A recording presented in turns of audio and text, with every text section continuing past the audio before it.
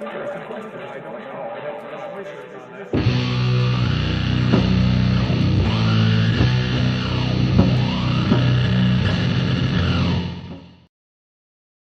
Hey everybody, welcome to Dapper Reacts 8, I think? Yeah, 8, The Secret Lives of Fossils, where I, as well as Vishanti, am joined today by special guest Nestle20. Say hi, Nestle. Hello, everyone.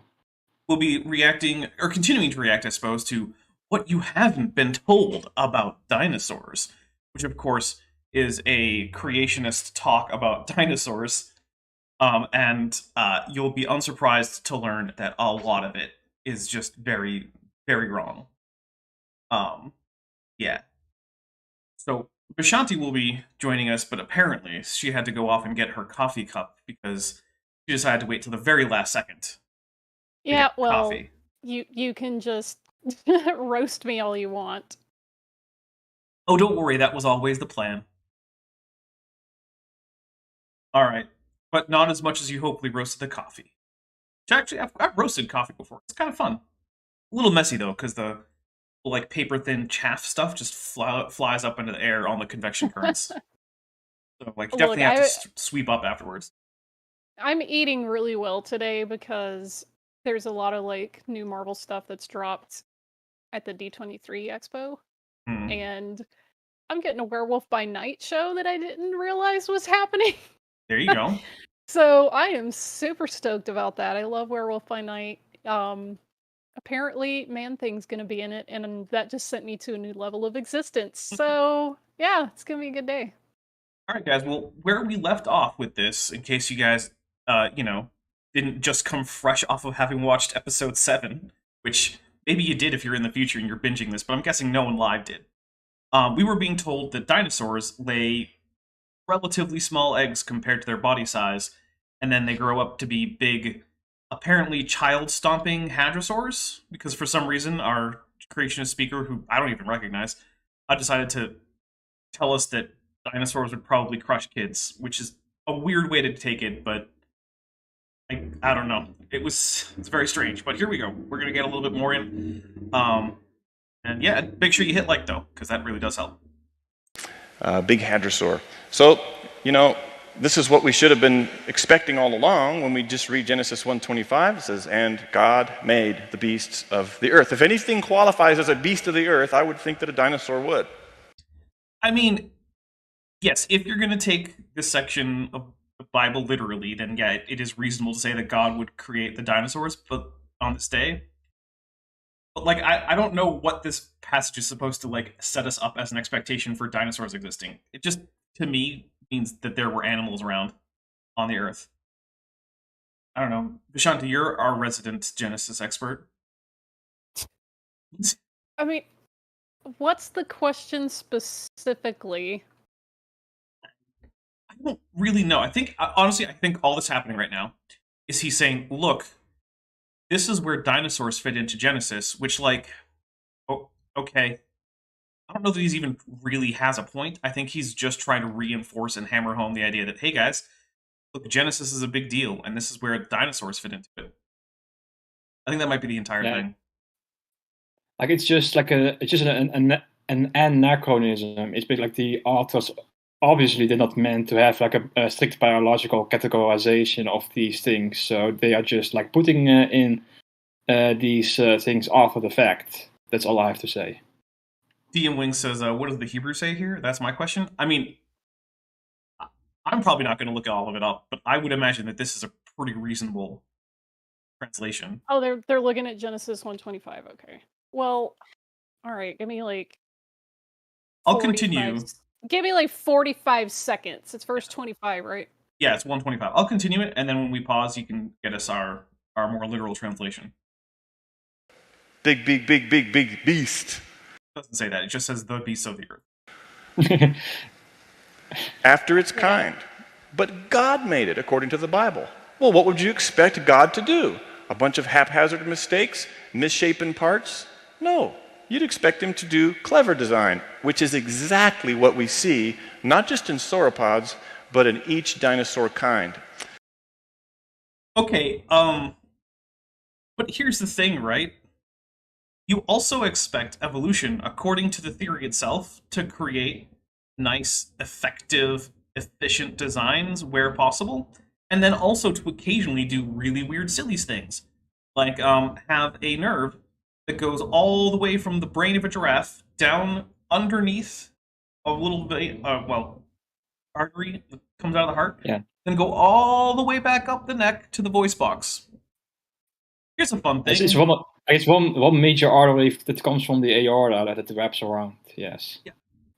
Now, that doesn't make any sense. So why did God do that? And the thing is, like, you can actually find footage of someone dissecting a giraffe neck and finding the recurrent laryngeal nerve, which is what that's called, and it's double the length of the entire giraffe's neck. And as a result, giraffes basically don't vocalize much because it takes so long for the impulse to go from their brain to their voice box that it's very hard for them to control. So they have very few vocalizations because they basically just have trouble controlling their voice boxes at all. And Vishanti, what do we have for Genesis 125? Do you want the literal word by word? Let's get the words into an order that makes more sense for English, because I'm going to go ahead and guess that it's probably going like verb, verse, and all that weird stuff. Okay. And Elohim made the living things of the earth to their kind, and the beasts or livestock according to their kind, and everything that moves on the earth to its kind. And Elohim saw that it was good. Doesn't say anything about big. It doesn't say anything about like what kind of beast they were. Like the word there that it's using for beast initially, it's just a conjugation of the word chai, which means life. So it's like living things, like chayat. Yeah. I'm also wondering if the Hebrew term for beast refers to like mammals or maybe large mammals or anything. The word behemoth that they're using there, it's if you conjugate it slightly different, that's where you get behemoth. And it's just talking about, like, generally it's used for cattle, but broadly it could be anything from cows to elephants, or anything that's generally large and walking around. So well, I would actually say then that animal probably does mean that the translation that he did put on screen was a pretty decent one, I think. It just didn't say what it doesn't say anything special about dinosaurs, which he seems to want to. Yeah. Right. It doesn't say anything about dinosaurs, and it doesn't require that the beasts are huge, large. So, whatever. Okay, here we go. That we know from fossils. So, clever design matches what the Bible said. Okay, except it doesn't, because there is goofy, ridiculous design. Like, here's one thing that actually has come to my mind recently regarding dinosaurs, although a group of dinosaurs that this guy would reject being dinosaurs, which is birds, right? So birds have this problem compared to other dinosaurs, because all bipedal dinosaurs balance at their knees. Now, this isn't much of a problem for things like T-Rex or, the most of the dinosaurs that you encounter in the Mesozoic, right? Because with the long tail to help counterbalance, they can hold their femurs pretty vertical. And there you go. That's fine. You mean they balance at their hips? You mean, or no? I mean specifically the knees. Knees. All right. Yeah. Oh, sorry. So the center of mass is actually going to be higher up, but the horizontal position of the balance point is always at the knees for bipedal dinosaurs. But what this means then is that as birds got shorter and shorter tails and bigger flight muscles up front, the center point of like their weight on their torso started shifting forward, so far forward that it's way forward of the hips. Which is why birds basically walk with their femurs horizontal, because they have to get their knees to the center of balance. But a more efficient design would just be to move the acetabulum up. But that's not an easy option for evolution, because evolution has to work with what it's got. And what it's got is a bunch of dinosaurs already balancing at the knees. So it's easier for them to just hold their knees at a slightly different position than it is for the whole of the hip structure to shift around. So that's what you get. You get birds balancing at the knees, just like their dinosaur ancestors, except because they're so front-heavy, their femurs basically just become useless except for getting their knees into position. Which is one of the reasons why if you watch birds walk, normally they move their femurs barely at all. They do move them more when they leave off for flight. It's like another one of those things where it's like, why is this? I could just in my sleep come up with a better bird hip. Evolution can't. So yeah, there's just all these little things like that, even within dinosaurs, where it's just like, if there's a designer to dinosaurs, birds included, he Although there's an not the alternative smartest guy. theory. There's an alternative theory provided by Matt Powell where chickens do handstands, apparently. That's true. Matt Powell is on record saying that wings grew out of nothing; they just appeared, and that the legs of birds are in fact the forelimbs of dinosaurs, which is, oh my goodness, it is Anatomy dumb in so many fell. ways. Yeah. That's oof. Yeah, that's rough. That's right up there with him thinking that the sun burned oxygen with space air because it needed to burn because it's literally on fire. Yeah. So at least this guy is not as bad as Matt Powell yet. He's got a long way to go before I can say that he's on the Matt Powell level. Here's the cover of our new book called Guide to Dinosaurs. I do recommend that you order it online at icr.org soon because soon it's going to, we have a contract with a major distributor. Just say you're going to run out of prints, buddy. Just say you're going to run out of copies. My goodness, I don't need the whole life history of this book. Who has bought the rights to this book. And so if you want to get the original ICR version... be a good time for, like, a no one cur meme. Seriously, it really is time. Because no one does.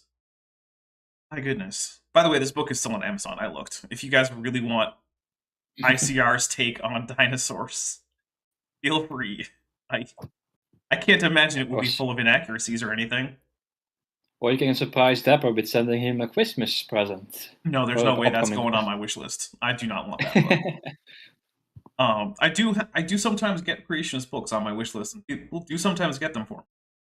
But I mean, I sent you that one like really rando obscure one. So yeah, the Evolution still gotta go Cruncher. through that.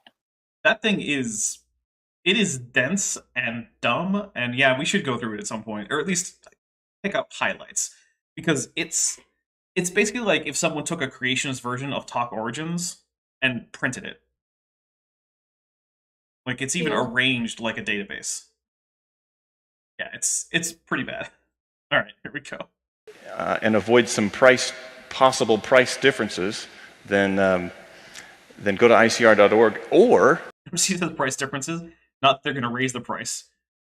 You want to bet whether or not the price went up or down? I wouldn't be surprised if ICR was overcharging for a book. But then again, I also wouldn't be surprised if they were undercharging for it. There. You just go to icr.org on your smartphone and download the digital version of these books. I like that this was filmed on a potato when actual smartphones were available that had higher resolution than this video. I was wondering, like, wait, this is of course on VHS, but it looks and sounds like it's VHS. Yeah, I don't know. It's almost like he's also dressed like somebody from the 90s, like a professor from the 90s. Right? Maybe creationists are using military tech, because my experience of military tech is it's always like 30 years out of date. I wasn't really reading the side chat because I've been distracted with D23 stuff, but I just saw the question about whether Behemoth, or at least the different version of it, was singular or plural.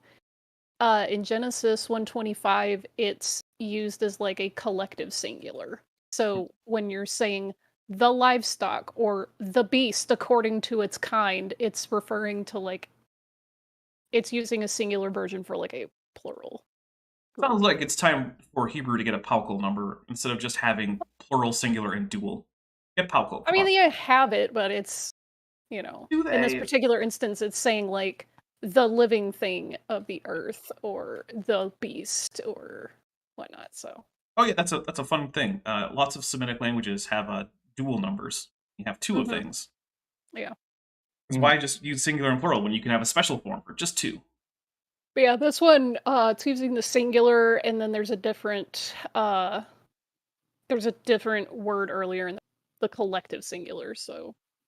Yeah, I'm not sure how that works in Hebrew. I do know that though in Arabic, a lot of times masculine singular and for non-human nouns ends up being a collective noun, and then feminine singular meaning a single instance of that idea. Mhm.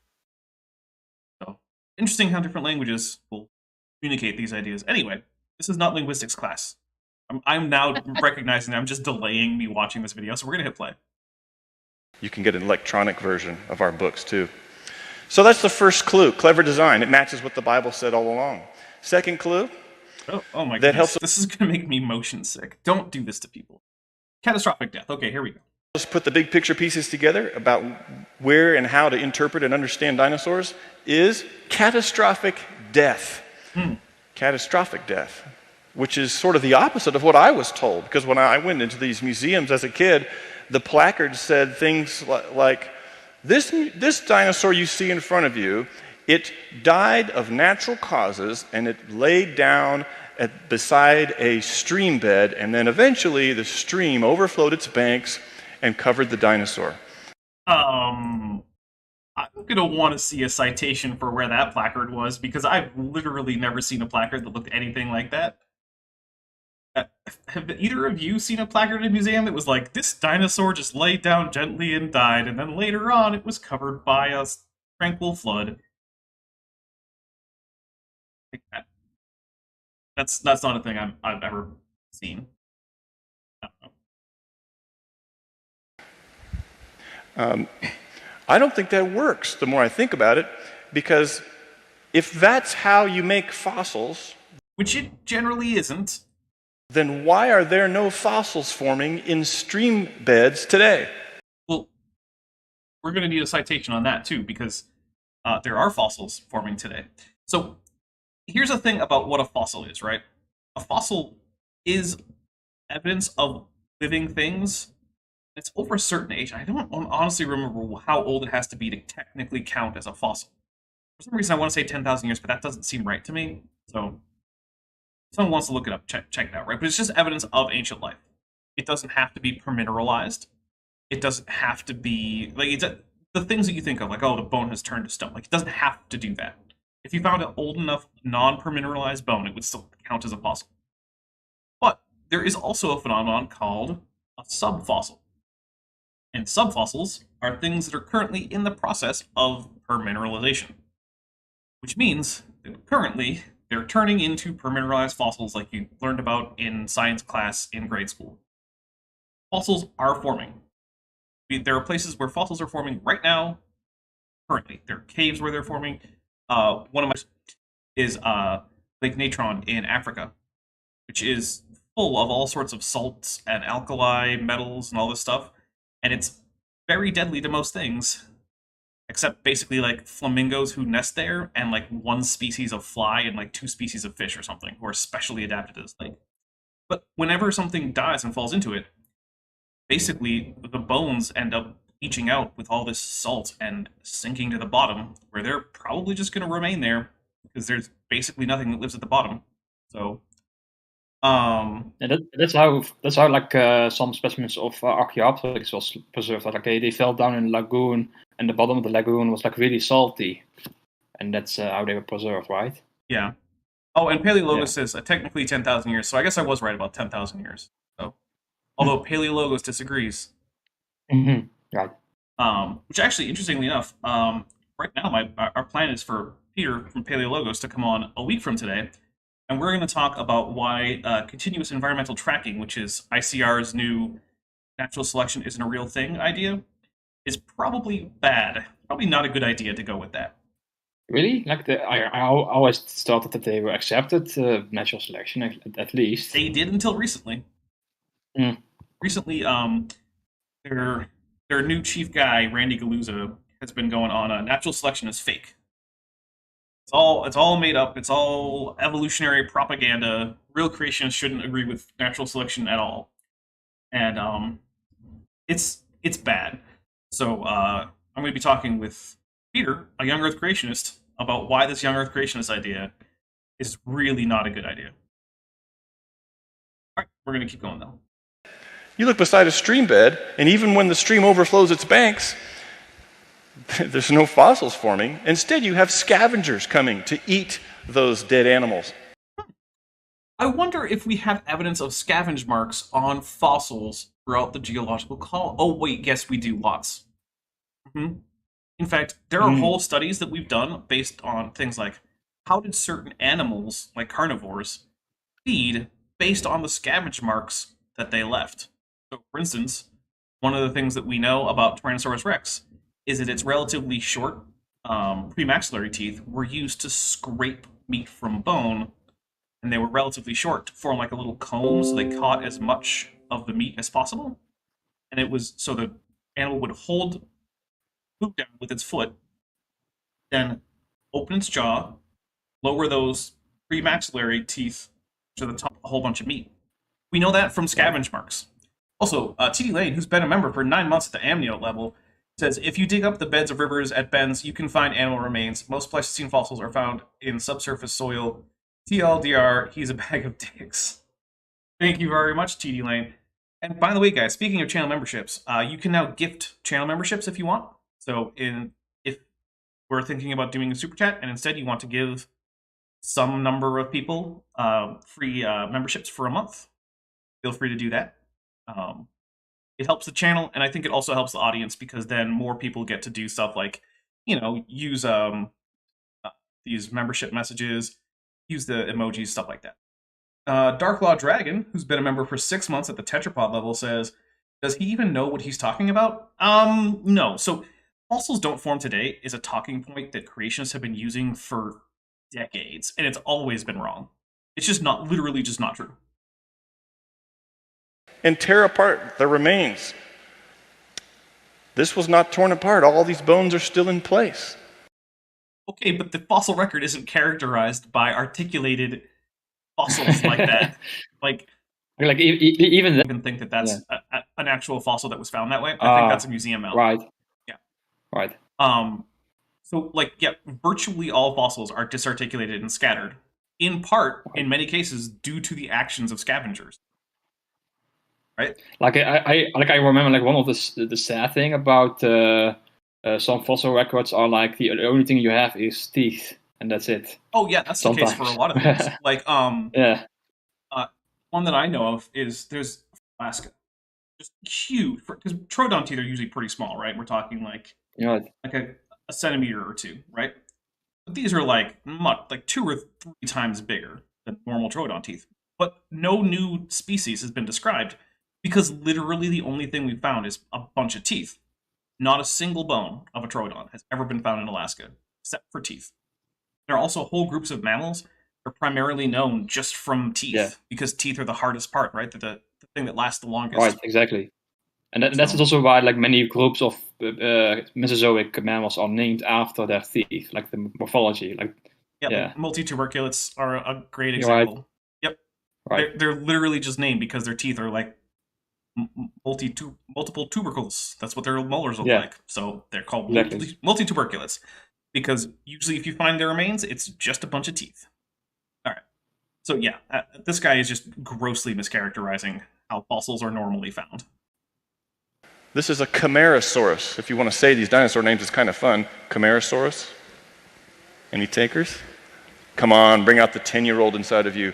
Camarasaurus. That's how 10-year-olds talk? Okay. How did this guy die? Was it gradual, slow, everyday, normal processes like I've been taught? Well, I don't know, because I don't believe that that's a real fossil for a few reasons here. One, it's clearly got a museum display written on it, right? That's normally when you dig up fossils, they don't come with museum display, placards. Two, Camarasaurus is really, really big. If this were just an actual thing of bone, that slab would be too big to transport as a whole. Right. So also maybe it's been in a juvenile, or I don't know, but also I think I can expect that he is going for I think he will make the argument about dinosaurs choked, and that's why you have these arching back. Oh, he's almost certainly going to go there. Yeah. But there's other things, right? Sauropod spines are kind of distinctive in what they tend to be missing. Heads are rarely available at all, and they're almost never actually attached to the axial skeleton. They're almost always disarticulated somewhere. Distal portions of tail vertebrae are usually scattered, right? So on the right there with that tail that's just nicely curving, that should just be scattered everywhere. Basically on almost every case. The idea that it would be articulated in a way that you could cleave out, like where you see like our left femur here is actually in the socket of the hip, like, and yet the whole thing is supposed to be fossilized in that position. Like it should, like when you lay down, right, femur's going to fold down. So even if it were fossilized in position, that wouldn't be a position the femur would just naturally lay in. So like everything about this is screaming, this is a museum display, not this is a real fossil of a sauropod we found, cut out of the ground and put it in this display. So I do not believe for a second that this is a real fossil. Or, I'm sorry, that this is an actual fossil as found in situ. I can't say none of it's real, although almost certainly much of it is reproductions based on other finds. Well, these technical authors described their analysis of the neck bones on this Camarasaurus. Which authors? Which is a smallish sauropod dinosaur. And here's their conclusion of the matter. They said that the post-mortem dorsiflexion disarticulated the zygapophyses such that it was preserved in a pose that was unlikely attainable in life. So? All right, well, now we actually have a citation. So now we get to actually look this up. You guys ready? Sure. We got the articulation of sauropod neck. Methodology and mythology. And mythology. Let's see what happens. Okay. 2013 paper. So, whatever potato they were using was already pretty. All right, let's take a look at the fossils. We got the figures here. Let's see if the figures actually represent this particular find that we were looking at. No. No, this was not actually...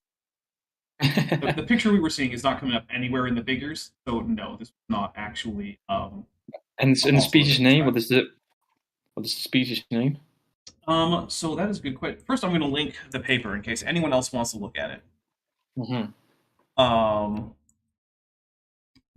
Non-binary B says Camarasaurus is not small among sauropods. Well, so it depends, right? It's small if you compare it to like Titanosaurs.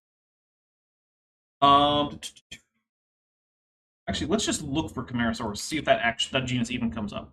It's a funny thing, the smallest theropod or the small sauropod is even like cow size. Like if today it would still be one of the largest animals to ever to live. Yeah. If the biggest smallest of the sauropods out. So I'm screen sharing this so the audience can see what this paper is. So this is +1 is an open source journal. So one of the things we can look at is go through all the figures, right? This is just all the collected figures. None of these are the quote-unquote specimen we were just looking at. None of them. So he's lying that this is a paper about that particular thing that we were looking at. But let's just read the abstract real quick. Sauropods are often imagined to have held their heads high atop necks that ascended in a sweeping curve and was formed intrinsically because of the shape of their vertebrae or behaviorally by lifting the head or both. Their necks are also popularly depicted in life poses suggesting avian flexibility. The grounds for such interpretations are examined in terms of vertebral osteology, inferences about missing soft tissues, and intervertebral flexibility and behavior. Osteologically, the pronounced opisthocoely and conformal central and zygapophyseal articular surfaces strongly constrain the reconstruction of cervical vertebral column. The sauropod cervicodorsal ventral column is essentially straight, in contrast to the curvature exhibited in those extant vertebrates that naturally hold their heads above rising necks. Regarding flexibility, extant vertebrates with homologous articular geometries preserve a degree of zygapophyseal overlap at the limits of deflection, a constraint that is further restricted by soft tissue. Sauropod necks, if similarly constrained, were capable of sweeping out large feeding surfaces, yet much less capable of retracting the head to explore the enclosed volume in an avian manner. Behaviorally, modern vertebrates generally assume characteristic neck postures which are close to the intrinsic curvature of the undeflected neck, with the exception of some vertebrates that can retract their heads to balance above their shoulders at rest, example, felids, lagomorphs, and some ratites. So that would be cats, rabbits and related bits, and ratites are birds like the emu, the ostrich, the rhea, cassowaries. The undeflected neck generally predicts the default head at rest during locomotion. So basically what we're getting here is that sauropods as depicted in art, not as depicted. This, we're going to remind everybody by going back a little bit. This is art. Oh. This is not a fossil. This thing doesn't appear anywhere in the paper that he's citing. This is just someone grabbing a paper that has nothing to do with anything, and then just not nothing to do with anything. I mean, obviously it has something to do with, you know. Also, I have to mention, like I already thought that that guy his name sounds familiar, and I remember that he is like part of this. I don't think you are familiar with the neck posture debate of sauropods. Like there is one camp that says like they are generally horizontal, and another camp says they are their head posture is held more in an inclined position. And Stevens is one of those that will say that they are horizontal, almost always horizontal. Okay, so yeah. Okay, so here's what we're going to do. We're going to put it in the chat. We're going to put a little poll in the chat here. Are you surprised creationist misused a scientific paper? Yes, no. There you go. Yeah, DM Wing says, creationists misrepresenting literature with a shocked face. Yeah, it's the default position for creationists, is to misuse literature. And here's their conclusion of the matter. They said that the post-mortem dorsiflexion disarticulated the zygapophyses such that it was preserved in a pose that was unlikely attainable in life. Oh yeah, we have to find out exactly what that's actually from, though. Let's search that, right? It doesn't work if you start by spelling the word "the" wrong. The post-mortem. Oh, here we go. So this is figure A, B, and this is figure block USNM 13786-310, which is the specimen number for this particular guy. Put it up on screen so you guys can actually see it. Yep. In both specimens, yep. Red indicates exposed post-zygapophyses, and white lined segment indicate the extreme displacement of the zygapophyseal pairs in ONP, photographs by author. Link to where they got that. So we're talking about this, which does in fact look like a pretty extreme deflection of the neck. It's definitely not from the thing that we were being shown. So, yeah. Okay. So? Clear. Crystal clear right there. In other words... Yes, in other words, sometimes dead animals take on positions they couldn't have taken on in life. Okay. He was buried in such catastrophic conditions that it broke his neck. No! Where? None of that said anything to do with this. What is... No! That's nowhere in there. I'm sorry, how did you rule out decay mechanisms? How did you rule that out? How did you rule out a non-violent death that then resulted in decay, which stretched the animal into an unnatural position? None of the vertebrae were broken. The neck wasn't, like, no bones were actually broken in that specimen from the flexion that was observable. What? It's very frustrating when you just get these people who are just making up all whole cloth, all of this, right? You have a paper about the life flexibility of sauropod necks and their neutral posture, right, which is, as far as I can tell, I mean, I haven't read the whole thing, but like it doesn't seem like it's presenting a particularly controversial. Well, like I've seen something about the neck posture debate of sauropods, and I've seen like the horizontal position is mostly taken up by Stevens and also like a few others, and the ones who argue that the sauropods had an inclined position. It's like with Terranage and Taylor and also a few others. Like I think most will give credence to the other position, the inclined position. Like I've seen the counter argument against this claim that the if I'm not mistaken, Stevens is here arguing that the neck vertebrae are unable to attain this inclined position because they will bump into each other if you force it that way. But however, Darren and others will point out he's assuming the neck vertebrae are really closely together. And in real life they are more. Yeah, right. There are good arguments either way, but the thing is, nothing about this paper gives any credibility to the idea that sauropods had to have died catastrophically in order for their necks to be in that position. Nothing about this gives any support to this. No. And I actually don't have a strong position in the inclined versus horizontal neck posture thing. I'm not an expert on sauropod necks, and I think both sides make decent arguments. I think if I had to choose one, I'd probably side with Darren Neisch on this over Steven, which is who we're quoting here. But what do I know? That's not normal. That's not slow. That's not gradual. It's not normal in life. It could very well be slow and gradual. You didn't cite anything that had anything to do with whether or not it was. It's catastrophic. We see catastrophic death in all these fossils.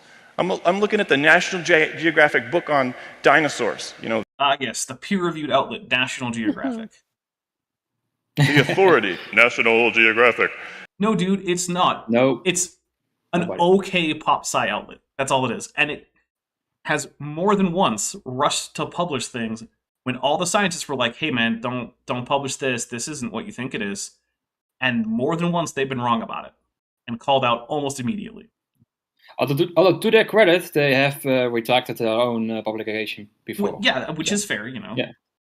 And it says this about the Compsognathus dinosaur. This is the turkey-sized dinosaurs. If you watched Jurassic Park 1993, you saw the Compsognathus dinosaurs jump all over the big fat nerdy guy and eat him, and it was all creepy, and everyone went, ooh. Wait, no, the Compsognathus... That's Dilophosaurus, although of course not an accurate Dilophosaurus, but still. Oh, no. But the Compsognathus, they attacked the little girl on the island in the second Jurassic Park movie. Yeah, exactly. He got the movies confused. Yeah. The Compies got Hammond in the original book, so... Right, but I don't think he's right. That's a deep cut. I know not a whole lot of people in the youth generation know about those books, but yeah. I mean, in the movies, Hammond survives. I mean, but also the whole pterodactyl aviary thing that happened in the original book, and they saved it for was it the third movie or the second one? I don't remember. Okay, I actually don't like any of the pterosaur aviary thing because they get pterosaurs so badly wrong in all the movies. Accurate pterosaurs don't make good movie monsters because they can't do any of the things that you would want a movie monster to do unless they're gigantic. You could probably get killed by a Hadrosaur, but it would be by stabbing you with its beak, not by lifting you into the air. It would still be. I think it would still be pretty horrifying if you see a Hadrosaur swallowing a human whole, like a pelican, in Finding Nemo, like that. Well, the thing is, they couldn't though because their torsos are too small to eat an entire human in one go. Oh really? Yeah, the torso of a Hadrosaur or a Quetzalcoatlus is smaller than its head. Even if we could get you down its gullet, its stomach is too small. It's not that much bigger than your stomach. Oh, right, yeah. Yeah, so it's if you do accurate pterosaurs, they're just not terrifying. Although I would give artistic license for having a Hadrosaur that could swallow a whole human in one go. I would. By the way, I'm surprised we actually have 5% of the people who are surprised that a creationist misuses scientific paper. Some of you guys have a lot more faith in humanity than I do. All right, here we go. But that's the dinosaur that they had in view in that movie, just for context. And if you didn't watch that movie,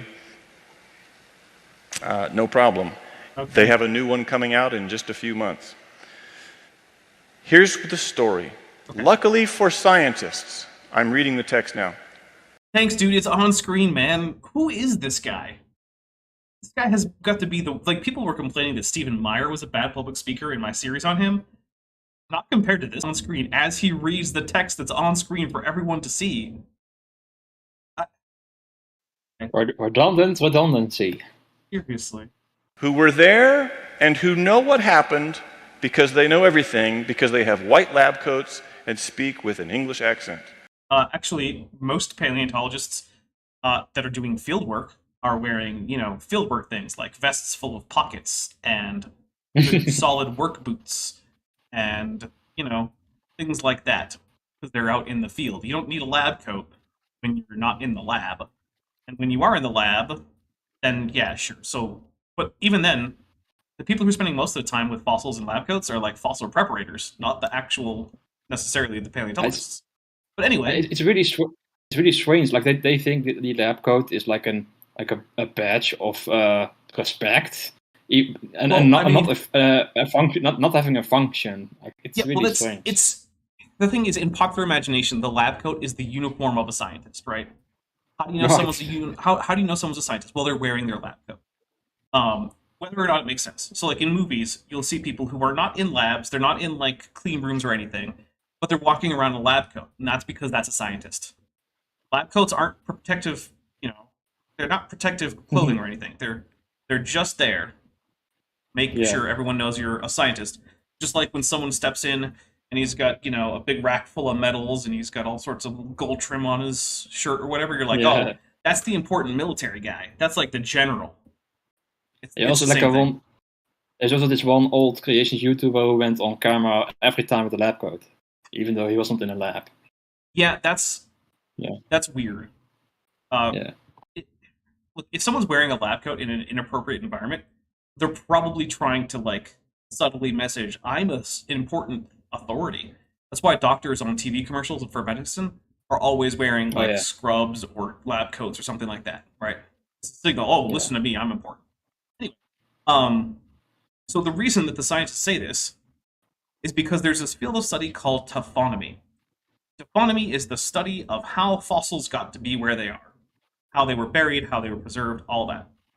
And we can tell the difference between low energy deposition and high energy deposition because they leave characteristics in the rock. So if you find a fossil in a low energy deposition, you know it was a low energy deposition, which means calm water.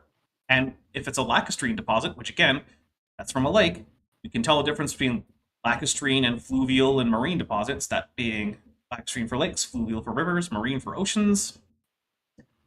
Low energy lacustrine deposit means it lived close to the shore of a calm lake. Like, there's not a whole lot of other options. Signatus lived close to the shore of a calm lake. Calm down. We know what. Yeah, that was a rather embarrassing received pronunciation attempt. Look, if you can't do a good received pronunciation, don't try. It's that simple. And the only reason he's doing a British accent here is because Americans think of British accents as kind of stuffy, especially when it's the received pronunciation, right? I mean, it's to the point where there's a page on TV Tropes named about it. Oh, yeah. About how like ancient figures like Romans and such will have like received pronunciation accents. Right? It's because Americans think of it as stuffy and upper class. And upper you don't class normally see people giving Julius Caesar like a Yorkshire accent for it. I mean, look, it is the stuffy upper class accent to the point where stuffy upper class people send their kids to school to learn how to use the received pronunciation because it's not normally anyone's actual like dialect that they grew up with. It's an artificial. It's a bunch of fucking like Eton like boarding school type people. By the way, guys, that was our F-bomb for the stream. Oh, we use it on British accents. Well, that's appropriate, I think. Fair. All right, here we go. What happened? It was a calm lake. We were there, we know. After death, the animal's body sank to the bottom of the lake, and the calm waters ensured that the bones would fossilize. Oh, wait, you changed it up there. It says, ensure that the bones were not broken up before the process of fossilization could begin. Weird. Why'd you change it? Well, it's also, why show it if you're going to change it anyway? Like, it's also, yeah. Oh, well. Oh, well. Have you ever been to the shore of a calm lake? Yes. Yes. Yes. Wait, no, that means we have to end the poll, and now we have to ask the audience, because that's the rule. Have you ever been to... Oh, no, I have to actually make it a question, though, because I'm an idiot. All right, create poll. Have you ever been to Flying Spaghetti the Monster, as the dog says, shores try a of- Brummy one. I'm like, ew. I mean, Yorkshire's bad enough, but ew. Brums. Ugh. All right, now there's a new poll. By the way, the old poll, are you surprised that a creationist misuses scientific paper? No, 95%. Yes, 4%. 49 votes. There we go. Then again, okay, I won't say Brummies are as bad. They're actually a little more tolerable to me than Yorkshire, but they're definitely better than Scouse. So... Remember yes, when all this was you about- Brits in the audience, I know you. I see you. Remember when this was a stream about fossils? Have you seen the fish carcasses near the shore of a calm lake? No, not typically. Do they turn into fossils? I don't know. I haven't dug down in all of the lakes. Would pay money Because if anecdotal evidence is scientific, apparently. if the next line out of his mouth is, "I want to know, have you ever seen the rain?" And then wait for the audience to finish it. Oh, man. So here's the thing, right? At the shore of the lake, no, you tend not to find very many fossils or just bones at the surface, right? Because that's where scavengers are most likely to go. But here's the thing about Consignatus, right? And here's what he's not bothering to tell us. So Consignatus is found primarily in the same quarries and formations as Archaeopteryx, which is primarily the Solnhofen limestone Lagerstätte, which is, in fact, a series of calm lagoons that were, interestingly, anoxic lagoons. Right. They had essentially no oxygen at the bottom. So animals that fell in weren't decomposed by fungi or fish. They could only very slowly be decomposed by anaerobic bacteria. So most of the calm lakes that you've been to aren't anaerobic lagoons. He's just omitting that tiny little detail there. You know, a really important thing that explains why there's such great fossils at Solnhofen. Yeah. Near the shore of a calm... So instead of asking the question, have you ever been to a shore, he would have asked, have you ever been to a bottom of an anoxic lake? Right. Generally, no.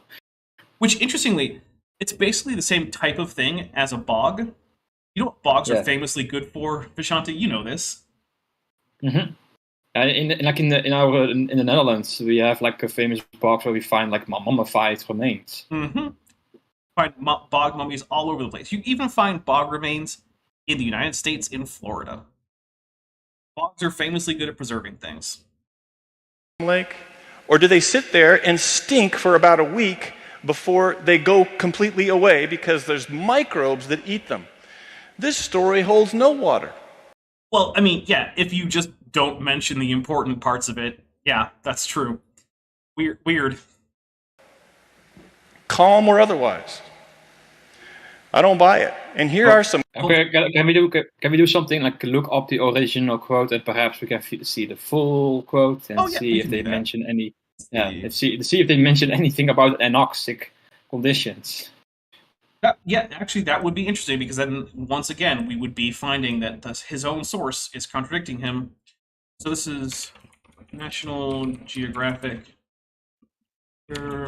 Although even if it doesn't mention, it's still National Geographic. But still, yeah, I would be surprised if it still does say it in any way. He doesn't really show it. Yeah. Oh, okay. Just so I can derail the conversation again. Since you've asked if we've seen like the edge of a calm lake or whatever, the next poll should be: you do not recognize the bodies in the water? Yes. Those are both of the options. That might be too much of a deep cut. It might be, but I'm gonna see who in the side chat gets it. Okay. No, we apparently cannot just get this issue online. I would have to like buy a scan or something like that. So sorry, guys, I'm not gonna buy a scan for this little thing where I already know what the problem is, what he's not telling us. Ensured that the bones would fossilize. Have you ever been to the shore of a calm lake?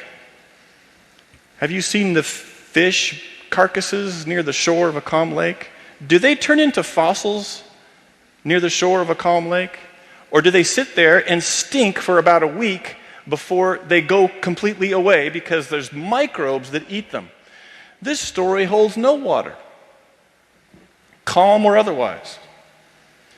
I don't buy it. And here are some compsognathid type dinosaurs that we see from different places around the world. I think those are actually both just Compsognathus. The nice picture I took from a science journal. We can't tell which one's the nice one, dude, because you recorded this on a potato. Has this neck arched back. And this one that I photographed, and that's why it's blurry from a display. Wow, look at that. The waters in the calm lake, the waters were so calm that they took the dinosaur's head and wrenched it back to its rear end. Yeah, actually, that's a thing that happens to modern dinosaurs when you put them in cool water. And, well, dead, right? We'll do Google Scholar, though. So we'll do dinosaur, death, pose. Who do we get? Let's see. Which one am I looking for? Yeah, I think this is the one. Oh, and of course, Nathaniel Gray has, for $5, said, Vishanti, a mobile task force is on its way. Do not resist. Good. You will be debriefed and evaluated for amnestic efficacy for your own safety. Good. Good, yeah. Good. Thank you, Nathaniel. I appreciate you. Let's see. Oh. Yeah, I believe this is the one that I want. Okay, an extreme or dorsally hyperextended posture of the spine opisthotonus, characterized by the tail, again, what we're seeing, is observed in many well-preserved articulate amniote skeletons, birds, and other dinosaurs, pterosaurs, and at least placental mammals. Postmortem water transport may explain some cases of spinal curvature in fossil tetrapods, but we show how these can be distinguished from causes of opistotonic posture, which is a biotic syndrome.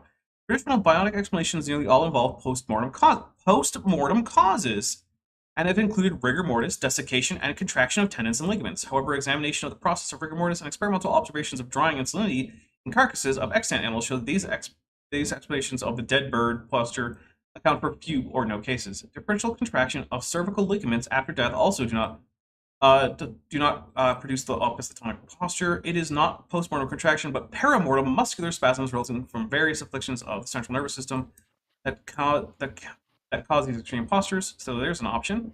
That is, the opistotonic posture is a result of death throes, not postmortem processes. The individual is also afflicted. Clinical literature has long recognized that such afflicted individuals perish from asphyxiation, lack of nourishment, or essential nutrients. Interesting. Environmental toxins or viral infections, among other causes. Accepting the actual cause of opistotonic posture as perimortem and not postmortem provides insights to the cause of death of fossilized specimens and also provides. Finally, the opistotonic posture appears to be a phylogenetic signal. It is so far reported entirely on orthodire archosaurs and in crown group placentals.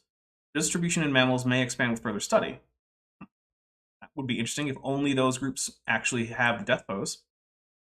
So, whenever I see photos like this, like Guy has on the slide, I always remember when Jurassic Park came out in that opening scene at the dig where they're showing you the raptor skeleton. They're like, look, the bones are hollow like a bird, blah, blah, blah.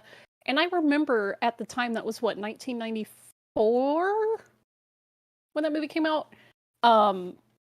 It was a big deal, and it was controversial to say that, dinosaurs turned into birds. And I remember thinking, this is just somebody says the stream is down. Shouldn't be. Oh, right.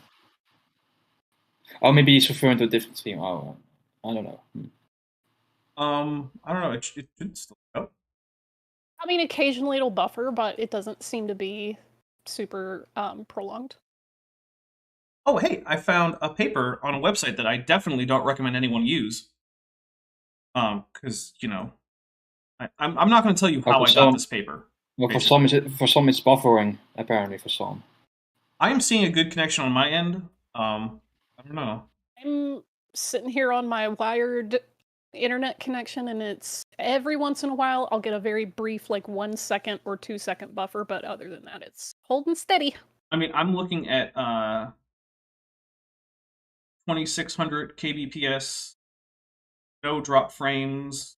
Yeah, I mean, it might just be like local issues as well, but so far we're doing pretty well. All right. Hey, Compsognathus longipes, I can't say it. From the Kelheim Basin or Painton Basin, blah, blah, B. Juravenator. Okay, so got, let's see, Orcom Signatus. So let's take a look at what the basic idea is here. Because now we actually have something about the very specimen he's giving us. More or less complete and articulated skeletons of fossil air-breathing vertebrates with a long neck and tail often exhibit a body posture in which the head and neck are recurved over the back of the animal. Additionally, the tail is typically drawn over the body, while the limbs have a rigid appearance. In paleological literature, this opistotonic posture, such fossils still requires a causal interpretation in in an etiological context. According to the hypothesis, there is a presumption of cerebral muscle spasms that are preserved by rapid burial or other sequestration of a skeleton in the fossil record. We reevaluate this opistotonic posture hypothesis by analyzing the non-avian theropods, Compsognathus longiped, really actually know what the proper pronunciation is, Juravenator starkey, from the famous South Franconian platin folks of the Upper Jurassic Solnhofen archipelago. Hey, look! I was right. It is, in fact, from Solnhofen. Weird. Decay experiments with the extant fowl Gallus gallus, which is just the chicken, and analysis of theropods' structural morphology constraints reveal that the opistotonic posture is not a peri, but post-mortem phenomenon. There we go. Now we have competing hypotheses. This was from October 2011, so the other one is actually after this. By analyzing the time of decomposition, it's possible to recognize different stages of decay depending on the various decay resistance of soft tissues. Adiposary formation, I don't know what that is, must have blocked further decay until embedding was completed by minimal sedimentation. Analysis of the paleoenvironment of the basins of the Solnhofen archipelago show that the conditions of deposition of individual basins cannot be considered to be similar even inside the same time frame. Therefore, the generalized approach of looking at the depositional settings must be excluded. Assumptions by Foe and Pady in 2007 that the accepted paleoenvironmental reconstruction of the Solnhofen fossil Lagerstätte has to be questioned in light of the opistotonic posture hypothesis enforce the need for a review of the paleoecological factors of the Franconian platin cults from a taxonomic perspective. So, yeah, basically there are well two... Well done on that, Solnhofen fossil Lagerstätte. Oh, thank you. I don't speak German. German. I do what I can. My German is horrible. Well, apparently, though, my German is slightly better than Charles Darwin's, so take that. Oh, well, I mean, yeah, he actually really freaking He hated German, so he hated it. So, yeah, I don't blame him. All right, well, Tesla Ranger is going with Longipes. Well, Longipes. I was thinking Longipes, but it's probably wrong. Longipes. Okay, that's cool. Might be done. No, Tesla Ranger Silver here. Harlow said Crichton wrote too early. They should have used chicken DNA instead of frog for the gaps, but that would have made the sex switching twist harder, Justin. Yeah, the frog thing is nonsense. But yeah, so, okay, we have a couple of hypotheses, right? One, which does include asphyxiation as a possible cause of death causing this, right?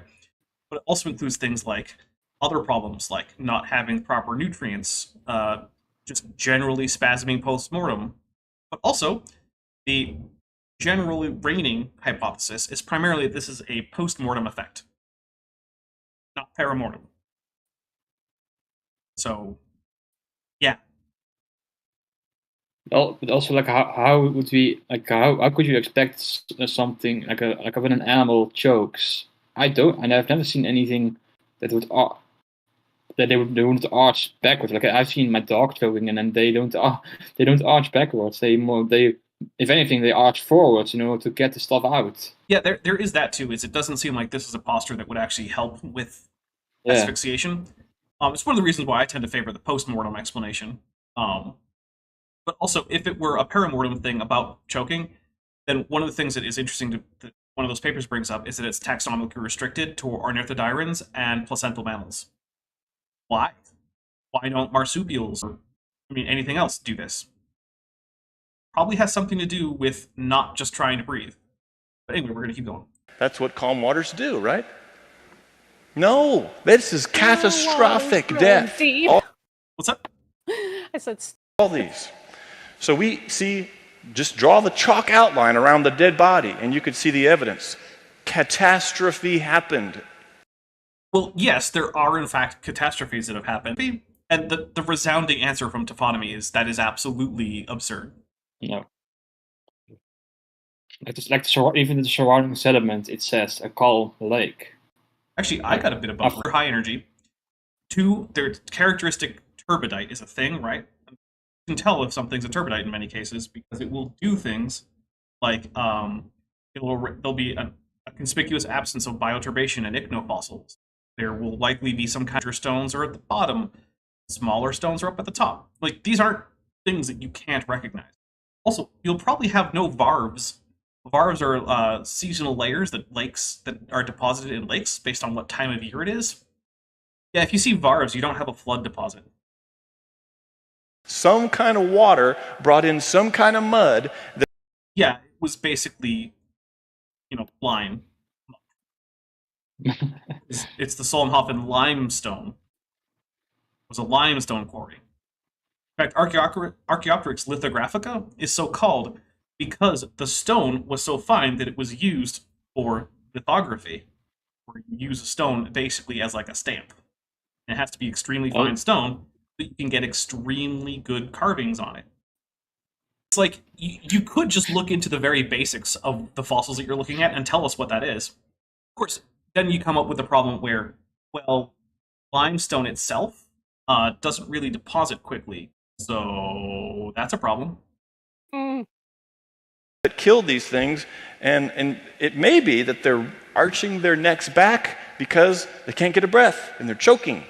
This may be the choke posture, and we see it on all kinds of different dinosaurs. But it also may just not be. Again, have you ever seen an animal do this when they are choking or asphyxiating? I mean, I haven't, but then again, I don't watch a whole lot of birds, choke to death. So, birds to death, because that sounds no, gross and terrible. Yeah, we are getting a lot of the buffering. I don't know why, because my upload is not disconnecting, and the speed is good. Let me know, guys, when it comes back, are you missing stuff, or is it just coming back to where it should be?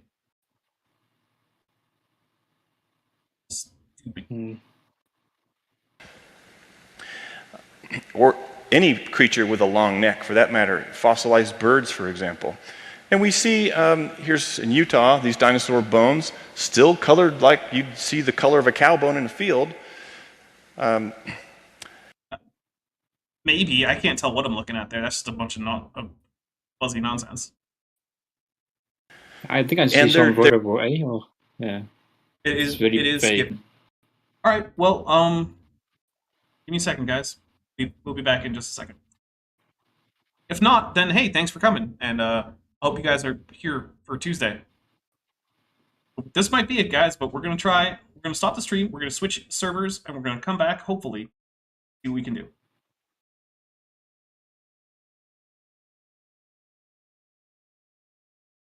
Well, we should be back. Well, I'll type that to everyone. See how this goes. At least this time it wasn't me disconnecting, apparently. There's something. We switched to the legacy ingest server. We'll see how that goes. They've been ripped up and torn up different places and mixed with marine creatures like shells, and sea snails, and clams, and... Notice the heads I win, tails you lose here, right? So, neatly articulated skeletons has to be the flood. Ripped apart, disarticulated skeletons has to be the flood. So, we don't actually have, like, a hypothesis with a prediction. It's just like a hypothesis with a prediction. It's just like, oh, anytime you find a skeleton, must have been the flood, because nothing besides global floods leave behind fossils, apparently. Well, when I did my excavation last summer, we found some dinosaur bones mixed with turtle bones and crocodile bones, and we also found... So, freshwater things, not ocean creatures, because, most deposition occurs in water, so it sounds like what you found was the remains of something like, a river system or a system of lakes. And based on where I think this guy was probably digging in the Hell Creek Formation, because that already sounds like it, and it's a very good spot for digging. In which case, it was a near-coast system of streams and lakes. So, as the name suggests, it was a creek. Right. There's a reason they name it that. what else? Lots of Lots of plants like you'd see today, like carbonized impressions we saw of plants like a horsetail rush, a fern. So we've got all these fossils of normal everyday creatures and marine fossils too, shark teeth. Well, fun thing, being near coastal, you actually do get a fair few marine fossils in Hell Creek, but also sharks swim upstream. That happens today, and they drop teeth upstream. Mm-hmm. In fact, there are, I believe at last count, 6 known shark taxa from the Hell Creek Formation, which were primarily found in lacustrine and fluvial deposits because sharks swim upstream. That's literally all it is. Nothing about most of this formation indicates that it's marine, until you get to the parts that are marine, where you get things like mosasaurs and giant sea turtles and ammonites. But guess what? Out there, you don't find as many crocodiles and turtles, well, non-merged sea turtles, or dinosaurs. But you do still get some, because here's this fun thing that happens, flood or no. Sometimes dead animals wash out to sea. Happens today, it happened in the past, and Blitz Winters for $10 says, I know this isn't a drinking stream, but I feel like it needs to be said. Also, I'm not feeling particularly creative. AIG is a sack of noodles. There you go. Well, if we were drinking, I would take a drink. I'll drink my coffee. Hang on. Well, so you know what? We could take a quick intermission because I am actually out of my water and coffee. And yeah, let's take a quick intermission to refill drinks, everybody. We will be back shortly. And yeah, thank you very much, Blitz Winters. And yeah, AIG is the worst. Although, to be fair, this guy is from ICR, who are actually not worse when it comes to copyright trolling, but they are worse when it comes to science, which is saying something. They're somehow worse at science, which... Whew. All right, here we go. We're going to take a quick intermission, and we'll be right back.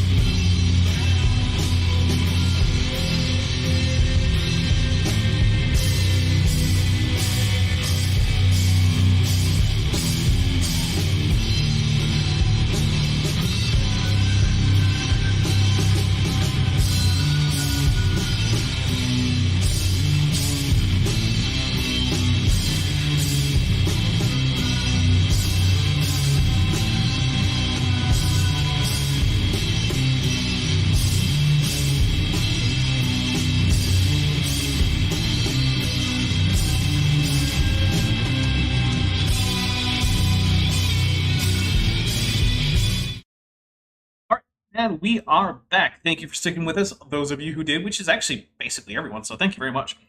Do remember to hit like. Of course, we had to do the after the intermission quick commercial, which is to say, hey guys, I have ways to support the channel if you want to monetarily.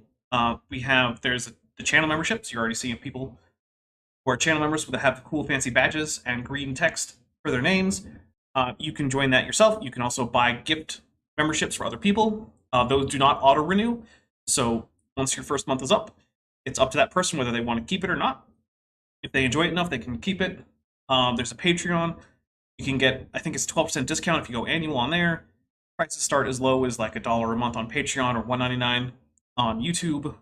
They go up from there. Please consider it if you can afford it and you like what I do. It really helps out.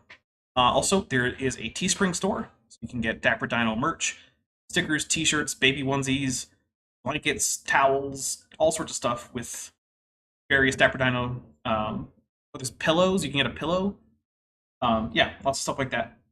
And if none of that stuff is for you, if it just isn't something you want to do or you can't afford it or something like that, please do hit like and share the video and, tell friends to watch or put it up on your social media and stuff like that, because that really helps.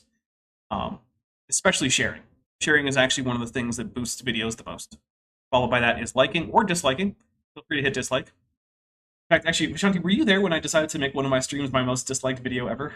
Oh, I absolutely was. Yeah. And it worked. It was massively downvoted. If I recall, I was the reason that you turned it into Oh, the you dislike stream. that's true. Yeah. It was because of you. Yeah. And then YouTube went and hid dislikes unless you have a particular little you can get a plugin to re-show them, but I don't, because I usually don't care. Anyway, here we go. Garfish scale we saw in Montana when I did the dig last summer. Yeah, it was on Mount. I called it. It was the Hell Creek Formation. I'm gonna take a sip of this water for me having correctly guessed where he was digging, just based on him describing the paleofauna that he was finding. So you got marine creatures, lake creatures, swamp creatures like dinosaurs, all jumbled together and splatted out across the surface of the earth. Swamp creatures like dinosaurs. So first, dinosaurs aren't particularly swamp creatures. But you know what that entire fossil assemblage sounds like to me? It sounds like a near-shore river system, which is exactly what it's traditionally been interpreted as. Yeah. If you want to say it was all the result of a flood, well, good luck, but you're going to have to actually do the taphonomy to show that all of these deposits were actually, catastrophic flood deposits, and not, what we actually know them to be, with the exception of the Tanner site, which is in fact a deposit of tsunamite from the actual Chicxulub impact. Also includes things like tektites, or little balls of melted stone that were blasted like shotgun shot into the animals in question. Yeah, that's actually notable for its mix of definitely marine and freshwater and terrestrial animals into one big jumble. That's what an actual catastrophic deposit looks like in the Hell Creek Formation that was formed as a mixture of marine and terrestrial and, freshwater organisms. Which was actually only recently described, and one of the main authors on the paper was Walter Alvarez, was the son of the father-son team that came up with the Alvarez hypothesis, which is that, a giant impactor hit Earth in the Gulf of Mexico, ending the Paleozoic. So it was cool to see him be able to follow that up. I also think some dinosaurs are named after them, like Alvarezsaurus, right? I don't actually know if Alvarezsaurus is named for them. It very well could be, though. I just don't know. I very rarely actually know who in particular things are named for when it comes to scientific names, because I usually just never look it up. For $5, Vandalia in 1998 says, Swamp Creature, is he still in the 80s mindset where we thought sauropods had to stay in water or something? He might be. In fact, there was actually a book published recently that was still making the argument here in the year of our Lord 2022. It's like, come on, man. This is not a viable hypothesis. He might still actually think that, though. Although, if he's in the Hell Creek Formation, there are no sauropods there. But I'm not sure he knows that. This does not happen every day. This is not a slow, gradual, normal thing. This is catastrophic. This is crazy catastrophe is what this is. I'm looking at what? You tell me. Palm frond. Somebody say palm. Yeah, palm tree. Oh, that's right. You don't have palm trees in Washington? I mean, we have them where I am here in Arizona, although not like supernaturally. It's more of an artificial human thing. But it's got them. You don't? You do somewhere. And that's a fish. These are in dinosaur rock layers. Stop the presses, everybody! A palm frond fell into the water. What is this? Come on, man. Palm fronds drop off of palm trees all the time. Sometimes they end up in the water. You're gonna have to do a whole lot more to convince me this very intact palm frond and this very intact fish are the result of a catastrophic flood raging across the surface of the earth, wiping out all life except for that on the ark. And these palm trees look just like today's palm trees. The minnow, the perch looks just like today's perch. Some of these fish. I mean, okay, so tell you what. If the palm trees and fish are identical to the ones today, first, why are they in Montana? It's a little bit weird for, just a few thousand years ago having those in Montana, but we'll ignore that for now. But tell me which modern genus and species they both belong to. You know what's funny? Creationists never do that. Because it never is the same genus and species from some Mesozoic deposit. It's a related one that does in fact look similar, because one, it's related, and two, it's filling the same ecological niche. It's never actually the same genus and species as an extant one. Now here I am at the Hill City, a museum in Hill City, South Dakota, and I'm under the dinosaur, T-Rex dinosaur named Stan, who is about to issue to me a catastrophic death through his big teeth. And by the way, that's what you look like when you ask a stranger to take your picture and he doesn't count down. He just goes, and you're kind of like waiting for the 1, 2, 3, and it just, okay, there he is. Dude, tell us something interesting about Stan, man. This is horrible. Who hired this man to be a public speaker? I really gotta look. I don't consider myself to be an amazing public speaker, but I feel like I'm not this boring. I mean, you guys are here, so I don't know. Stan, 7 tons of T-Rex. He can go where he wants to go. And I look at the placard, and what does it say about Stan? That he died, laid down beside a calm lake, and then a stream overflowed its banks. Guys, if a stream overflows its banks, this 7-ton T-Rex is just going to go, what is that? He's going to step right out. Not if he's dead, dude. Does this man believe in zombie Tyrannosaurus? Is that what we're getting right now? Is zombie T-Rex? Because the thing is, I don't know anything about the taphonomy of Stan in particular, but I'm pretty sure that it doesn't involve a mobile dead T-Rex, which is apparently what this guy thinks is supposed to be happening. Because if Stan fell over dead, then there's no way it's going to stand up and get out of a stream. Does he think the stream killed Stan? What? I'm trying to figure out what he thinks the mainstream interpretation of Stan is.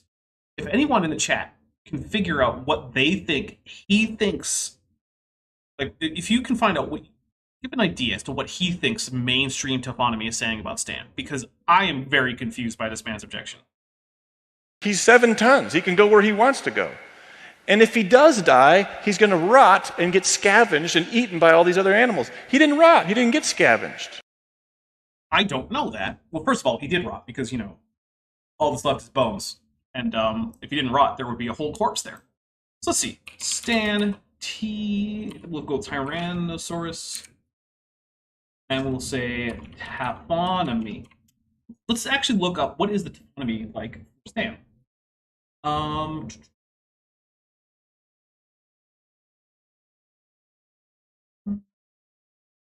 the Hell Creek Formation just outside Buffalo. Must include taphonomy, Google. Thank you.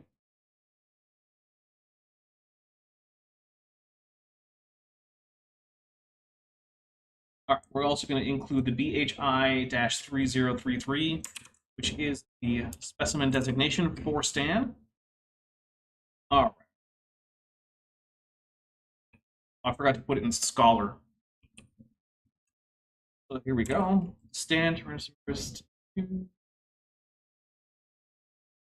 Feeding traces attributed to.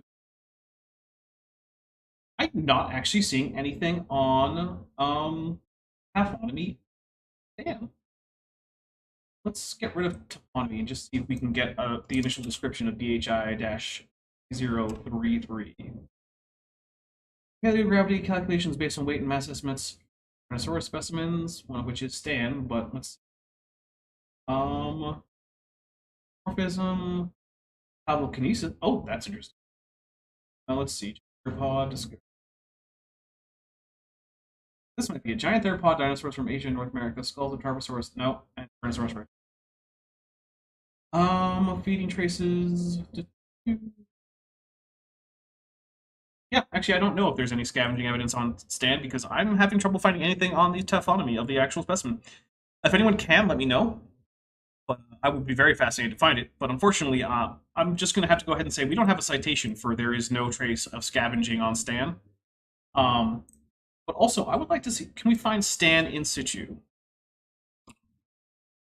In situ. Let's see. No, it's all just museum mounts and drawings. So I don't even know if he was found articulated. By the way, Stan is an interesting fossil because he actually has in his, I think the back of his skull, I examined it in Montana last year, but a replica of it. But there's a hole that's the same shape and diameter of a mature T-Rex tooth, and then he's got a broken piece of his back of his skull is just completely gone, and it looks like he was bitten by another big T-Rex. So not killed in a flood then. Also has a possible T-Rex bite in his tail. You can see that the bone's healed. So that reminds me of another clue that's not even in my 5 clues, but it points to what the scripture says. Blues clues now, or is it just like losers clues? We'll go with losers clues. Because Blues this clues dude actually had clues to real mysteries. Well, I mean, this is true. It was also fun and not boring. Yeah. Says And about the included flood. the most adorable little baby named Paprika. Just saying. Paprika is one of the few words in English of Hungarian origin. Right on. There you go. Paprikash, Yep. right? Yep, and Yeah. it got to Hungary from South America, which is where the actual paprika pepper is. But it became so popular there that it basically became a part of like the national cuisine, and then it picked up from Hungary, even though the plant itself is from South America. Colonizing food. Unsurprising. Look, if there's one good thing about the They needed the spice, though. It's post- fine. yeah, look, my diet Dear would the be rest of vastly the impoverished. Dear the rest of Europe, you're welcome. Love the New World. Well, okay, but lots of great old world stuff ended up in our diets too. Did they have tomatoes? No, Did they have corn? no, they had wheat and they had Did they have gourds, like and they any had peppers apples. at all? Did they have chocolate? Did they have vanilla? Actually, I think they did have vanilla. Pretty sure vanilla is a Yeah. Southeast Asian thing. So I'm just saying, I think we should win on tomatoes alone. Maybe, but then again, dairy. I mean, so I you're really not like supposed to eat cheese. dairy as an adult. Gosh darn it! Even the rest do of what I nature want. knows this. I do what I want. Why did God Dinosaurs have flood dairy? the earth? I mean, Wait, were there like mammals at that time? of course there were mammals in the Jurassic. The first crown mammals come up about 150 million years ago. So you're telling me there's a chance? Oh yeah, there was milk around. Earth? Well, the earth, people, and creatures became violent. He said, I've had enough of this violence. And it was the violence of that time that prompted God to give the whole earth a bath. Actually, I'm pretty sure it just says that everyone was evil and all their thoughts were evil. I don't think it calls out violence specifically, does it? That's a really horrific way to describe an entire flood that killed all but 8 humans.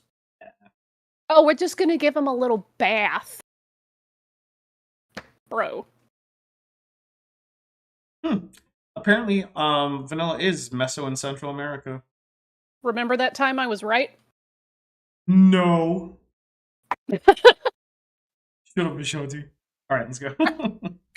To be fair, Vadium's like, ask beavers about vanilla, so I mean, you guys could get close. Yeah. If you guys don't know about beavers and vanilla, that's something I think you guys should look up on your own time. An interesting story. Mm-hmm. So that's but where also, I'm heading. I love the side chat was definitely, I think Robert Adsit said it, that if these animals had bite marks from T-Rex or whatever other animal, that means they're probably not vegetarian, so checkmate! There's a good point there, yeah. We do have a lot of scavenge marks and predation marks on fossils. Probably not vegetarian. Although, I feel like sometimes creations go back and forth on whether carnivory started at the fall or after the flood.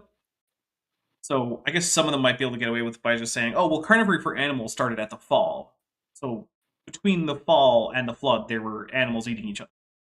Yeah, and before that, T-Rex ate melons, or obviously. But yeah, There's nothing that's quite as good for getting plant matter well masticated and broken up so that your digestive juices can actually get at it as big sharp dagger teeth. Yeah. What animal was he talking about that had these marks, these bite marks? It was a T-Rex, Stan. Okay, so wait, the T-Rex had other T-Rex bite marks? Mm-hmm. Okay, so are they just like resting the melons on each other and biting them off? Like, what's going on here? I thought maybe if it was a Stegosaurus, you could just throw the melons onto their tail spikes and be like, oh, this is so much easier to chew now. It's like the T-Rex version of, like, hold my beer, bro. And it's like, watch this. I can crack this melon on this guy's skull. And, like, they're both like drunk T-Rexes, so they think this is a good boys idea. with the beer cans. Right. Yeah. Except it's T-Rexes with watermelons. Okay, I'm about it. Okay.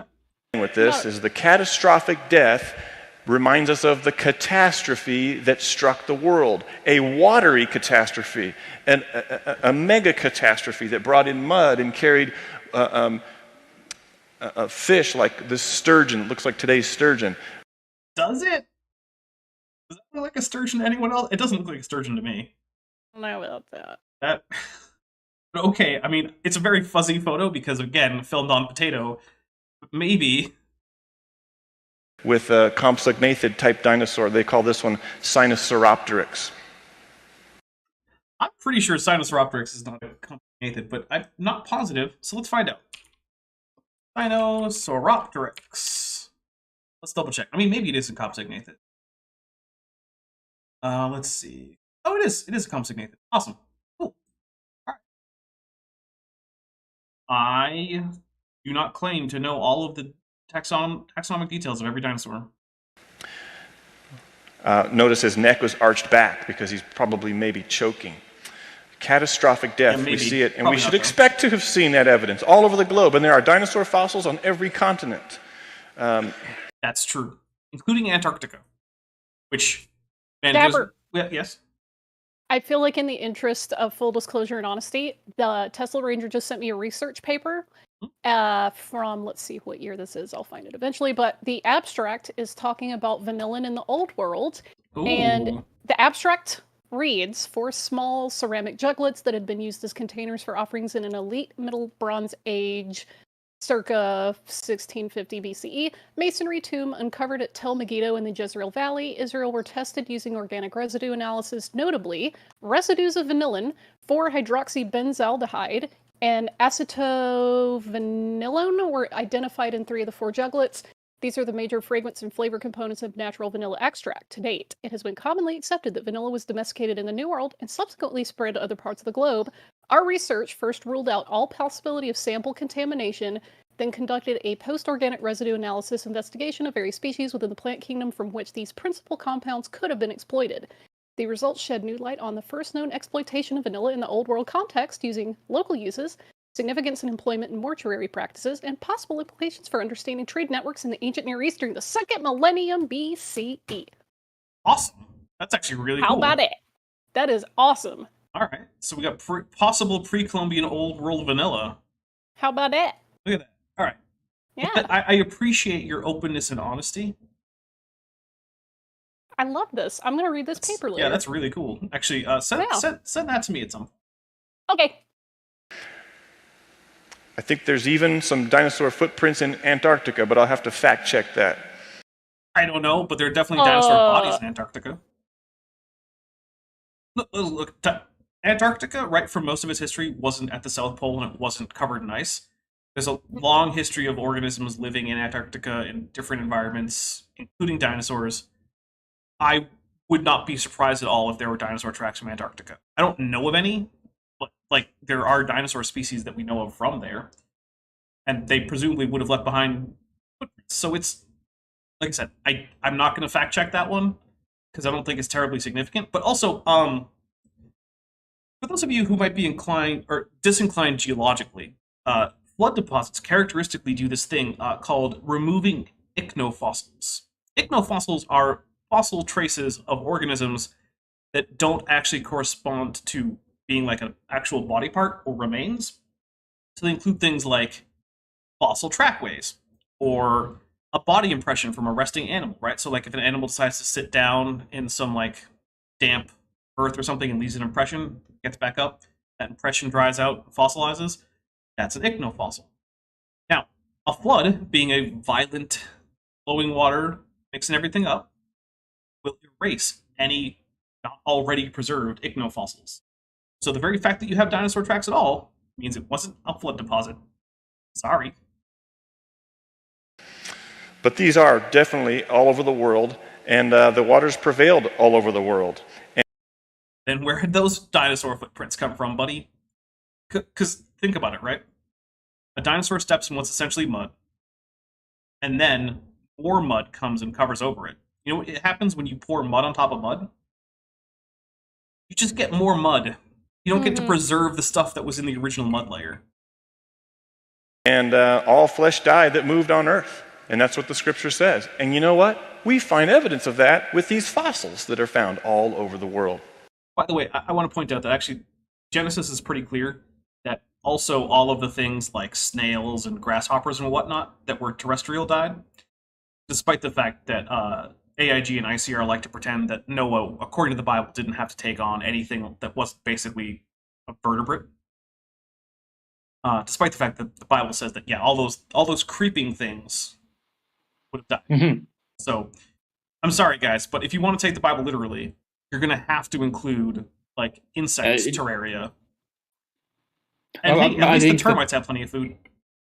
I think that didn't the Bible say that the only the ones with nostrils went on the ark? Right? It says all of whom have the breath of life in their nostrils, but it also later on says that everything that was on the face of the earth, including it spells out specifically the creeping things, died. And then elsewhere in the Bible, when it talks about what specifically counts as a creeping thing, it indicates things like grasshoppers. Do you want me to look that up? Sure. Okay, it's Genesis 6, right? I know what verse I need to go looking for. I'm assuming that. I'm going to hit play while we work the end on of the that. chapter, or possibly into 7, so I'll just go look for that and let you know when I find out. These books are available, and they explain for us the impact and implications that too few Christians understand about this flood, this global flood, and the fossil record. You can download these onto your smartphone or reader also, or you can order them from ICR.org, written by our president, Dr. John Morris. Well, the third clue that we have... Of course we have to talk about dragon legends. All Lord. right, here we go. Oh, I can already see the thing on that one, like, English bishop's gravestone that vaguely kind of look like sauropods if you squint a lot. St. George and the St. dragon. George is going to come up. The story isn't even originally about St. George. Its earliest mentions are about a completely different guy. Well, that's shocking. I know. It's like, it's not a historical thing that happened. It's a legend that... It's like clearly a late Christian legend that pops up about a different guy and only later gets attached to St. George, who was already a well-known saint at the time. Have today is we're going to call it Clashes with Dragons. So what was the first clue? Does anyone remember? Clever design, good.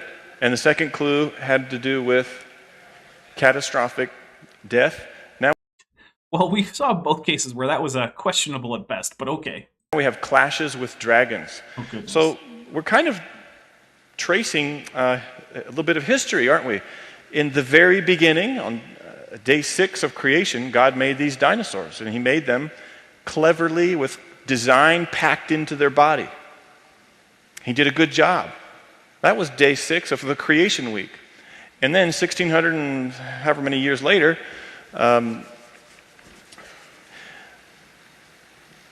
this flood happened. Oh, did And his this brain flood, just like blue screen there. Seriously, Good creationist.exe night. has encountered an exception. Fatal error. completely covered the earth and destroyed all these creatures, and that's where we get the dinosaur fossils found all over the world. So what happened after that? Well, some of these dinosaurs were brought onto the ark, because it says 2 of every creature that has the breath of life in its nostrils. And if you noticed, these dinosaurs had nostrils. No, I have noticed that. Oh my goodness. To be fair, he is right. Dinosaurs do have nostrils. Thanks, buddy. They walked on land, and they're gigantic reptiles, beasts of the earth. That means they got on the ark, and that means that they may have gotten off the ark. Well, if they got off the ark and they continued to exist for however long after the flood, then we might expect to see some kind of evidence in human history with dinosaurs and man living together, or at least at the same time, if not in the same place, because frankly, between you and me, I don't like living in swamps. Well, neither do most dinosaurs, buddy, because guess what? You're giving this talk at the latest in 2014, because that was the most recent thing that I saw you cite. So, again, this isn't the 1980s, man. Dinosaurs were not primarily swamp dwellers. I don't know why he's going on about this. Look, this is to any creationists out there who might be looking, right? At the very least, be not 30 years behind on all of your science. Try to get something into the most recent decade or so when you're talking. Because, look, you're already in a position where you're essentially having to defend the equivalent of the flat earth in terms of, like, history. So, make it easy on yourself and get as much possible right. Don't stick 30 years in the past. Only a few swamp people from Louisiana do that. The rest of us, we like living on the mainland where He doesn't like people from Louisiana, apparently. Does he realize that like there's an entire state called Florida that's like primarily swamp? Or that basically all the swamps in the world have groups of people that live in them. Yeah. Yeah. Weird. It turns out, actually, while the living conditions might not be that pleasant in terms of climate and, like, incidence of insect pests, swamps are very resource-rich, and they're a good place to make a living if you need to live off the land. Almost like maybe that's why humans settle there. Dinosaurs may not have liked to live. Well, the word dinosaur wasn't invented until 1842, and so what did people call these creatures that they encountered after the flood, but before 1842? Maybe if they're European, they would use the word dragon. Oh Lord. We see Yeah, maybe. We're gonna get any actual good evidence of this? No. this evidence all over the place. Now, this is taboo, by the way, so I'm going off the... It's not taboo. It's dumb. Okay. But okay. Sometimes people don't do things not because they're taboo, but because it's moronic, right? Like, there's not really a big taboo, so to say, about doing, wildly dangerous things like, I don't know, jumping off cliffs, right? It's not that it's taboo, it's that generally people don't normally do it because it's a really bad idea. That's what this is. People don't normally call call dinosaurs dragons or think that dragons are in fact historically late surviving dinosaurs. Not because it's taboo, but because there's no reason to think it's true. Grid, because according to the plan, no one has ever seen a living dinosaur. This is from the placard at the museum, where Hill City, South Dakota.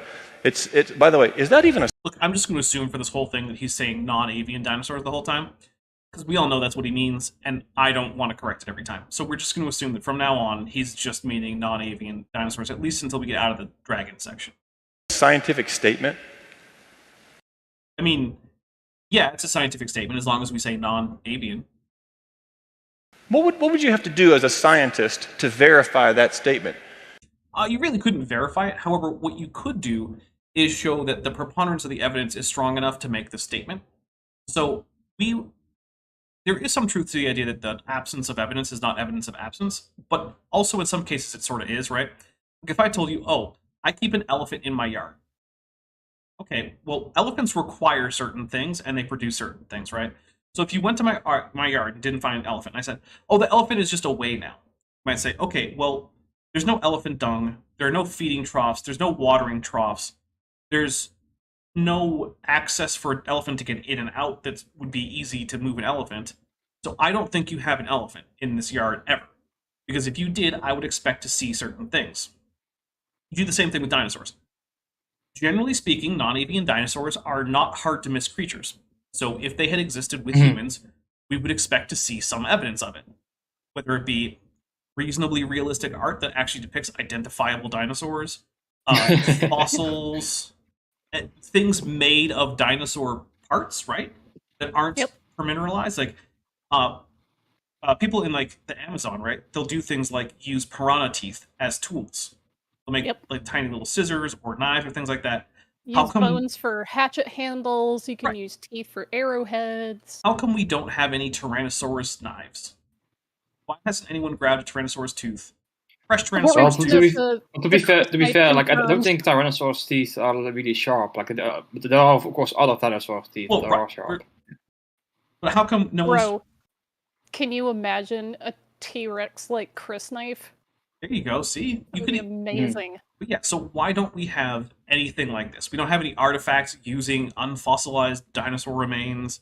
We don't have any good art like this. So let's see what he presents as his... I think a better example is like people use like a whole mammoth for like building a tent, and we have evidence of things like that, right? We know humans took mammoth bodies and turned them into all sorts of stuff.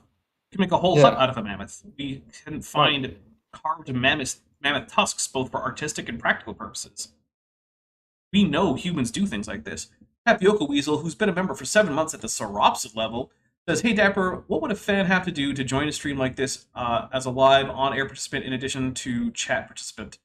So generally what I want to see from people who are looking to come on is some example of their public live like output, right?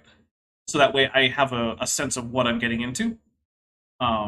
So if you have your own streams, feel free to send them over to me. I'll take a look at how you're doing live already.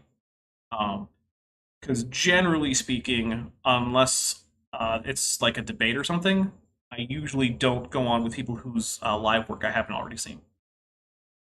There have been exceptions, like I did an open mic once, but yeah, that is the general way to do it. It's like a pulpit pounding, no one has ever seen a living dinosaur. You'd have to interview everyone who has ever lived. No, you wouldn't. That's a Kent Hovind line. Mm-hmm. Look, you don't have to reach 100% certainty in order to make a declarative sentence, right? True. To be 100% certain, you would have to check with literally everyone who'd ever lived. However, if you can get up to like 90-something% confidence, then you can just say it. Not everything has to be 100% confidence. But there's like certain things that you can be 100% certain of. Like, for instance, no one in 1763 has ever seen an Intel processor. I don't know, have you ever interviewed everyone in 17? Like, I'm just saying, like, I'll put money on that being 100%. Yeah. So like, when he talks about, oh, you can't know this 100%. First of all, like you said, you don't have to be 100%. But two, the timeline of when the type of dinosaurs that he's referring to lived versus what we know is alive so far right now. So it's really ironic that you see him arguing for provisional truth, like even though they will proclaim absolute truth as the virtue, right? Okay, so we have a super chat for $20 from Vandali1998 who says, if anyone is interested, at 5 p.m. EDT, the non-binary bead will be talking about Anglo-Saxons, and later at 10:30 p.m. EDT, Eric Viertaler will be talking about No Way Home. So whether it's real or fictional history, we have you covered. Okay, here you go. By the way, Bede does know a whole lot about the Anglo-Saxons. There's a reason that the non-binary Bede uses the name of the first Yeah. ever English historian. Bede. Yeah. So Mhm. here we go. To make sure that no one has ever... That's not a scientific statement, is it? I mean, it wasn't from a paper, but I guess it's not a scientific statement. It's still true. It's a faith statement. It's a No, it's not. statement that's asserting something. Projection. Yeah, look. Faith isn't just any time you don't have 100% confidence in your statement. That's not what that means. We want you to believe about the past. What we know of them comes from fossils. So you're not allowed to look at history. You can only look at the fossils. No, you're allowed to look at history. No one has ever said you're not allowed to look at history for dinosaurs. It's just that when people do, they don't come up with any compelling evidence. Look all you want, buddy. In fact, I'm sure he's going to tell us all this evidence. I get really frustrated when they equivocate like religious faith with like a reasonable belief with some degree of error. Like it's it's really frustrating. Yeah. All right, we're going to get a little bit more in. We're going to wrap up pretty soon. All right. Fooey, I say look at the history. Let the evidence speak for itself before we just dismiss it. Let's at least examine it. Chinese zodiac. All right, here we go. Before we kick it to the curb. You know what isn't history? Oh no! That the Chinese zodiac. Is he going down the dragon thing? Is he going? He's going to say, "Oh look, all these real animals plus the dragon." Okay.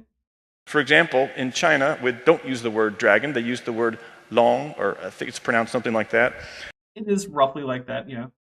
It's spelled L-O-N-G at least. Sometimes L-U-N-G, but getting Han Chinese into the Latin alphabet is always tricky. Transliterated into English, and we have the Chinese. What is this? Chinese calendar or zodiac? It's the zodiac, or both. Oh goodness. Oh my goodness. It's not the calendar. It's not the calendar. Look, if it were a calendar, it would need more divisions. You can't get individual dates out of this. Goodness it's gracious. clearly the zodiac.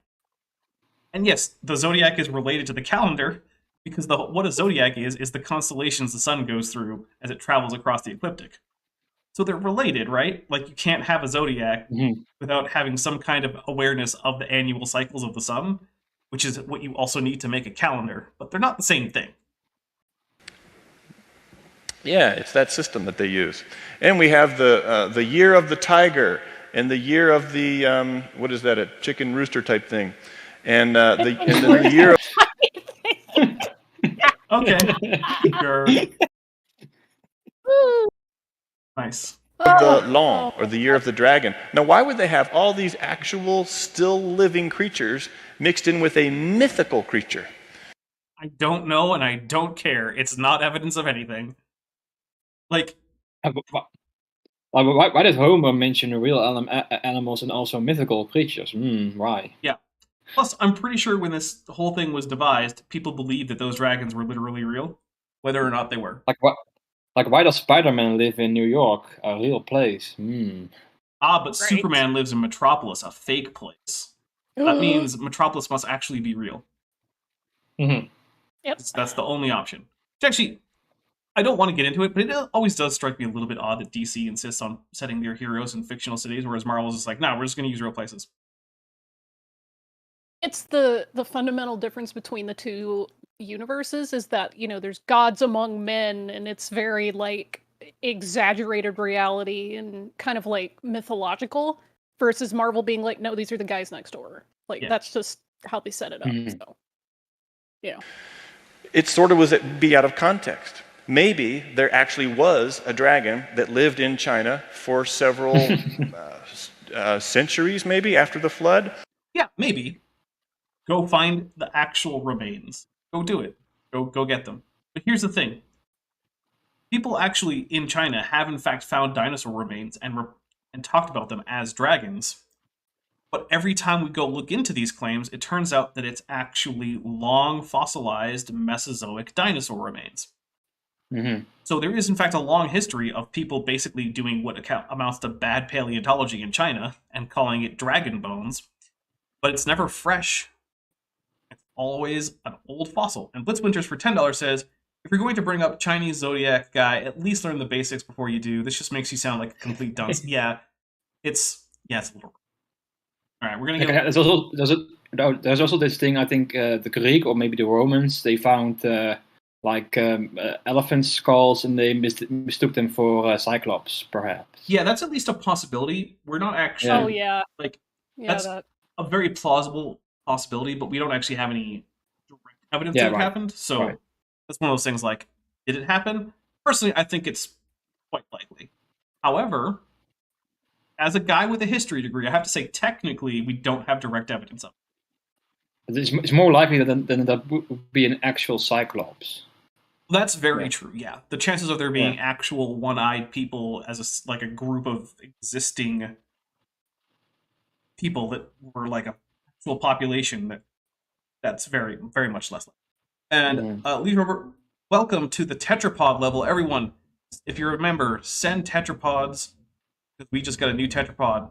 Thank you very much for joining the channel, guys. If anyone else wants to, there is a link right there. It does help out a lot. All right, here we go.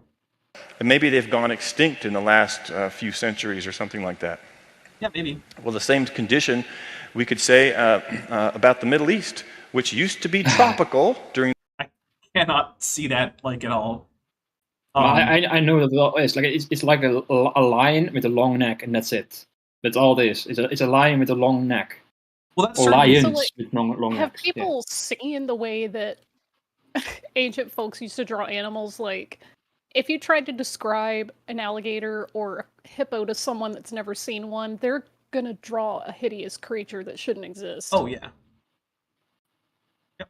And also, Nessig is right. There's a common motif in a lot of the Middle East of the long-necked lion, and the Middle East also includes lots of North Africa, where they just drew lions with enormous snake-like necks. But when you actually zoom in, they're lions. They have like lion ears and lion cheeks and lion snout and little lion paws. So It's not surprising, but they don't know any dinosaur anatomy, so they will just say, "Oh, it looks like a dinosaur to me," and it really doesn't. well, yeah, that's what it comes down to. Anything with a long enough neck, they're just like, "Oh, it looks like a sauropod." Then Yeah. you look in detail, and you're Yeah. like, "No, it really doesn't." Though there's a lot more to a sauropod than just being long-necked. the Ice Age. And you can get our resources on Ice Age at icr.org. We have a new Stop with the atmospheric shilling. physicist Technically, it's not shilling because he's being open about it, but whatever. who works with us at the Institute, PhD, Dr. Hebert. And boy, has he done some great work on the Ice Age. And when we do the Q&A, I want some of you to ask me some Ice Age questions, because that's one of my favorite little topics too.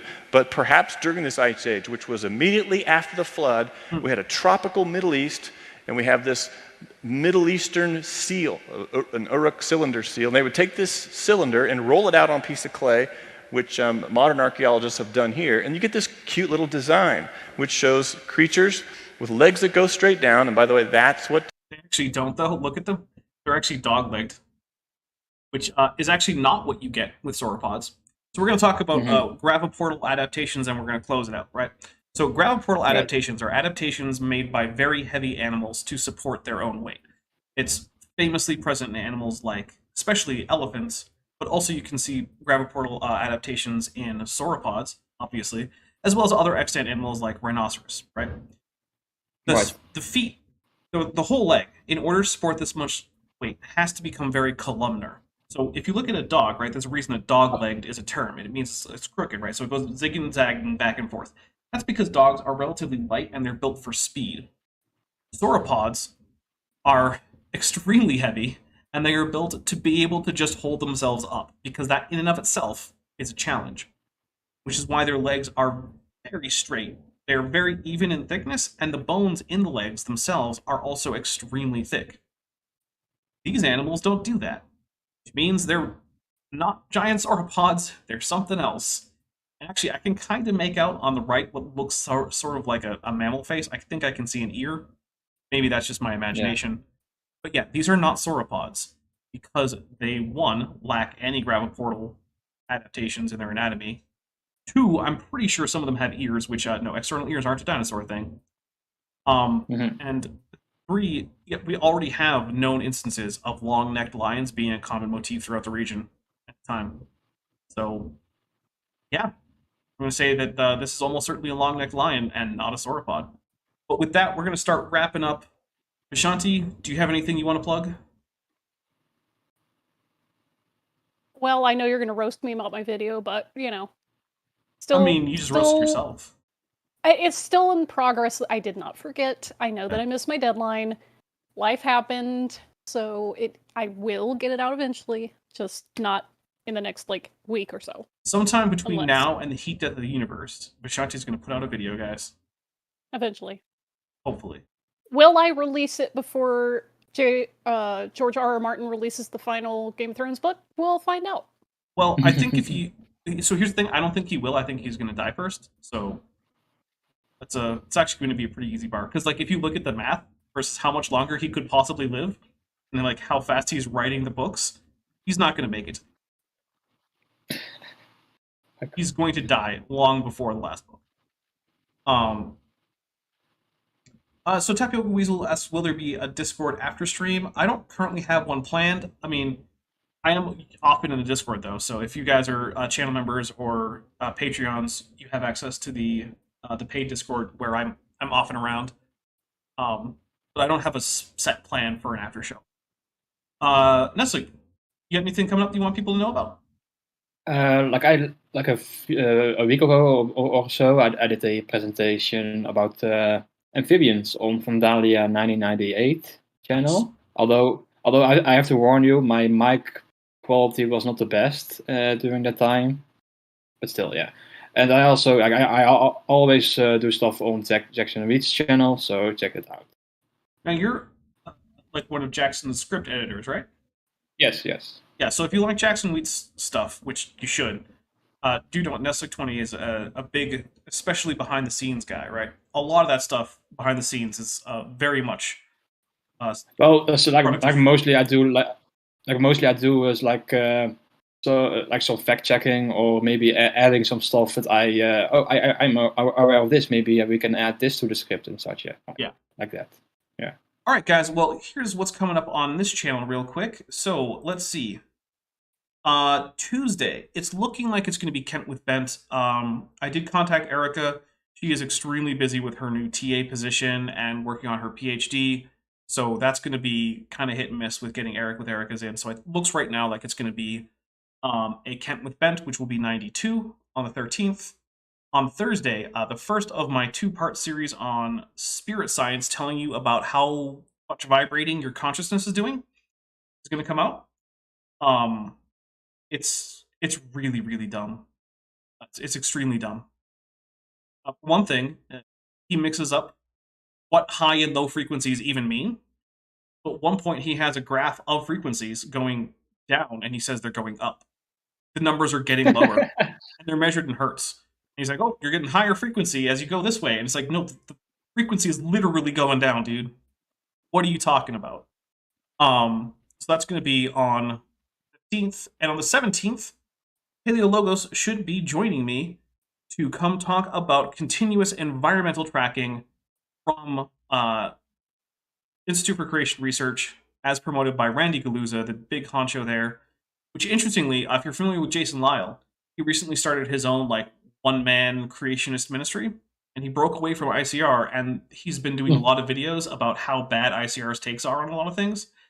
And I think that my personal hypothesis is that a big part of the reason he left is because Randy Galuza is saying such nonsense about things like natural selection. So it's a little bit weird to find myself at least partially on the same team as Jason Lyle about something. But anyway, guys, thanks again for coming. I really appreciate it, and we'll talk to you on Tuesday.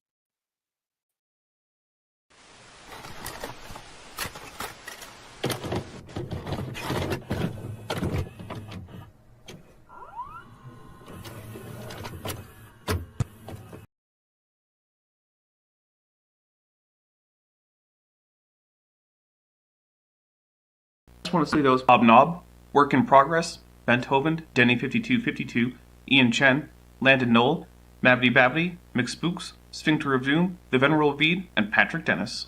As you probably know, YouTube is a very volatile platform, and from month to month my income on the channel can swing wildly. But the people you see on screen are directly supporting so that I don't have to worry too much about that, and the channel can keep going as it is, and perhaps even improving. If you'd like to join this team, there are links below to join the channel or in the description to join the Patreon. The Patreon starts as low as $1 a month, and the channel memberships start as low as $1.99 a month. On Patreon, you can even get a discount for pledging annually.